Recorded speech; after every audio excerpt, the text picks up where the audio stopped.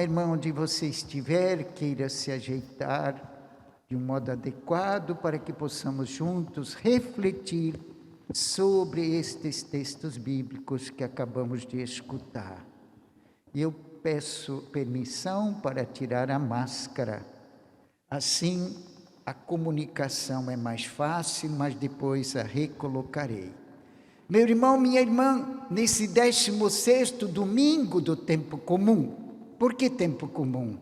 É que não tem festa na igreja, por isso usamos o verde para manter nossa fé calcada na esperança daquilo que Jesus humano viveu, anunciou e, acima de tudo, entregou a vida por nós e ressuscitou. Esse é o caminho nosso da fé. Portanto, hoje a temática é essa: a compaixão pelas ovelhas sem pastor. A liturgia deste domingo nos põe frente a frente com a compaixão de Jesus diante das multidões que o seguia, especialmente em relação às diferentes necessidades pelas quais passava, sejam questões físicas, espirituais, psíquicas, materiais ou de outra ordem, assim como vemos em nosso mundo. Portanto, celebrar a palavra de Deus e a Eucaristia significa comprometer-se com a proposta que nos é comunicada. Isso é uma pequena introdução e vem agora junto comigo refletir o texto de Jeremias capítulo 23, versículo 1 a 6. Vejamos o que aí o profeta falou em nome de Deus e está sempre no meio do povo, ainda que invisível aos olhos nossos, mas se serve da missão dos escolhidos para proclamar sua palavra. E este texto faz parte, lembrando, da coleção de vários oráculos relativos aos últimos reis de Judá, Reino do Sul. E o desta liturgia é a conclusão na qual Deus anuncia pastores, ou seja, líderes, que possam assumir conforme seu coração, o coração de Deus, que tenham os mesmos pensamentos e que estejam dispostos a realizar sua vontade e serem, acima de tudo, fiéis à aliança que Deus havia feito com o povo de Israel. Profecia parecida encontramos em Ezequiel capítulo 34, é bom que você leia para associar. Note que Isaías, ou melhor, Jeremias, começa a perícope, que é esse texto escolhido para a liturgia de hoje. Ai dos pastores! Lição igual Jesus fala na narrativa de Lucas. Ai de vós, escribas e fariseus! Engolis mosquitos, ou melhor, abordais aqueles que engolem mosquitos e vós engolis elefantes e não percebeis. Quereis tirar o cisco do olho do irmão quando no vosso tem uma trave. Jesus não admite as incoerências, porque ele próprio viveu e assumiu aquilo que pronunciou, anunciou, ele viveu de fato em atitude. Por isso aqui Deus Yahvé fala através do profeta Jeremias. E existe uma oposição aos reis. Por que isso? Porque os reis eram escolhidos para serem aqueles, os primeiros a conduzir a vivência do povo pela aliança que Deus Yahvé fizera com ele. O que fizeram eles? Abandonaram a sorte, a vida do povo. Dispersaram, como fala o profeta, lembrando que é uma analogia às ovelhas, é o povo de Deus que ficou disperso, isolado, e favoreceram os seus interesses particulares. Parece que isso segue hoje. Aqueles que deveriam ser os escolhidos, sejam lideranças políticas, sociais ou religiosas, que muitas vezes se deixam seduzir para perseguir seus interesses pessoais, particulares, ou favorecer um pequeno grupo. Isso Deus não admite. Por isso que Ele está presente no povo, no meio do povo no Antigo Testamento, ainda que invisível aos olhos, mas os sinais de suas falas, que os profetas aos quais Ele escolhe, e devem pronunciar. A profecia é isso. Precisa dizer a palavra de Deus e denunciar as injustiças, a perversão dos reis que não se ocuparam no zelo com seus povos, com seus concidadãos. Isso segue hoje. Portanto, Deus está vendo tudo o que acontece, nada escapa. Por mais que pensemos que possamos enganar alguém, a Deus não se engana, e nem a si próprio. Isso é muito verdadeiro. Posso enganar muitos por muito tempo, mas não posso enganar a mim nem a Deus. Não há jeito. Por isso essa incisiva chamada de atenção pelo profeta. E ele diz: oráculo do Senhor, eu mesmo reunirei os meus filhos, as ovelhas. Eu colocarei da descendência de Davi um pastor que será zeloso, que vai acompanhar os filhos de Deus, que vai conduzi-los, vai trazê-los de volta, vai amá-los, vai acolhê-los como filhos que merecem ser acolhidos. E aí podemos perceber que muitos pensavam que era Salomão, porque no começo fora muito obediente a Deus e pedira sabedoria. Mas se você ler a história dele, depois ele sucumbiu também às tentações. O verdadeiro pastor que Deus já manda falar através de Jeremias é seu filho Jesus, que é o eterno pastor de todos e que reúne, e que fora recusado por aqueles que efetivamente deveriam acolhê-lo e ser zelosos no anúncio, na vivência, mas não, preferiram seguir os seus intentos de reinados.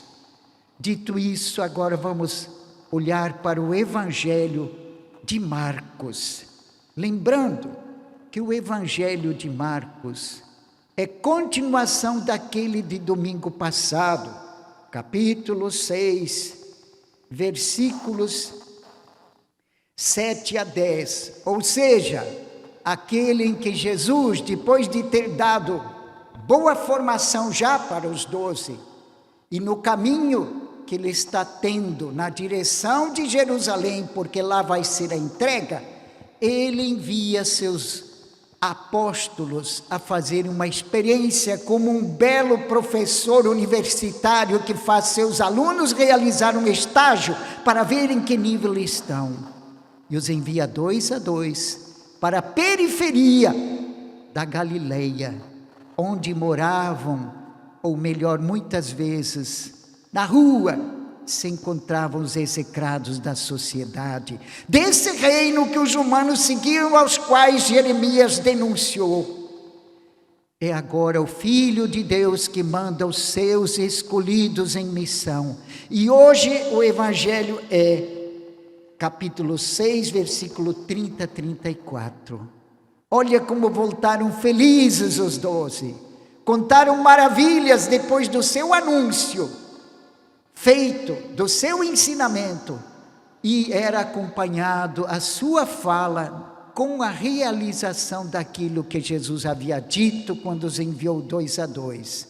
Jesus havia dito: não levem bolsa, nem dinheiro, nem sacola, nem 2 túnicas, calcem sandálias nos pés e levam cajado. Comam daquilo que as famílias onde vocês são acolhidas oferecem, não peçam mais. Ou seja, simples, módicos, de modo a servir o povo. E aos doentes imponham as mãos e procurem em meu nome curá-las. Vão expulsar os espíritos maus, mas não se alegrem, porque não é com o vosso poder mas o poder de meu Pai a quem sirvo. E hoje, então, eles estão retornando e estão contando isso, maravilhados com sua experiência de missão que fizeram, tal qual como muitos quando iniciam uma missão e começam a adentrar numa cultura diferente. Eu vejo isso de meus irmãos que lá na África estão, como partilham as experiências daquela cultura do povo que é muito diferente da nossa. E nenhuma cultura é melhor que a outra, apenas são modos diferentes dos filhos de Deus viver e acolher a palavra que Ele nos anuncia.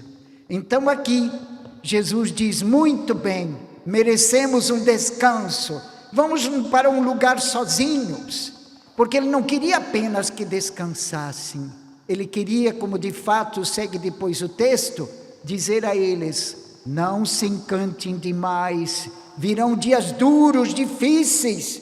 O discípulo de Deus, de Jesus Cristo, terá cruzes, levarão calúnias, serão levados até a tribunais. E tudo que aconteceu não é por vosso poder. Olha como temos na nossa sociedade gente que se acha toda poderosa, que pode tudo, acha que pode tudo. Não, nós temos muito potencial, mas não temos o poder, porque ninguém de nós acrescenta um segundo a mais à vida quando é hora. Deus é Senhor, Deus é Pai, revela isso no humano Jesus e o próprio Filho de Deus, assim anunciou e pregou. Notaram que o Evangelho termina sem mostrar o conteúdo que Jesus falava, porque vieram pessoas quando perceberam que iam os apóstolos junto com Jesus na barca, que correram das cidades vizinhas, muitos povos de aldeias vieram, por quê? Atrás de Jesus, porque Ele trouxe um novo do reino de Deus que os humanos não tinham. O reino dos humanos é para dominar, para expropriar a vida, a saúde, fazê-los trabalhar imensamente sem ter vida digna. Esse é o reino dos humanos, para privilegiar alguns em detrimento da dor, do sofrimento de muitos filhos de Deus. E por isso o evangelista não precisa falar o conteúdo, porque Jesus é a palavra viva do Pai, o amor do Pai. Por isso, quando Ele vê essas pessoas todas chegando, Ele não vai descansar. Mas Ele é aquele pastor que Jeremias falava em nome de Deus, que viu que estavam cansados, todas as pessoas com suas dores, seus sofrimentos, e Ele não consegue descansar, mas vai ao encontro, tem compaixão e estende a mão, fala para elas do reino amoroso que Deus quer entre nós irmãos, onde existe em primeiro lugar a justiça, o perdão, a misericórdia, a acolhida. E quantos hoje falam em nome de Deus e não citam isso, muito menos vivem isso, mas dizem que são de Deus. Meu irmão, minha irmã, para ser de Deus é preciso aprender com esse homem Jesus. Talvez por isso muitos não usam o Novo Testamento, mas ficam presos ao Antigo Testamento, porque lá tem relatos que nem sempre são a inspiração de Deus, mas os humanos que escrevem e querem pôr sua ideia, mas logo em seguida vem a inspiração e Deus corrige o erro, porque Ele ama os filhos todos. Ele não consegue tornar alguns exclusivos, favorecidos em detrimento da dor e sofrimento dos outros. Todos são seus filhos amados. Por isso Jesus vem e vive assim, acolhe e diz: não deixarei que meus irmãos padeçam desse modo. Eu sou o bom pastor, e o bom pastor cuida das ovelhas. Só quem cuida é que ama. Este é o gesto primordial.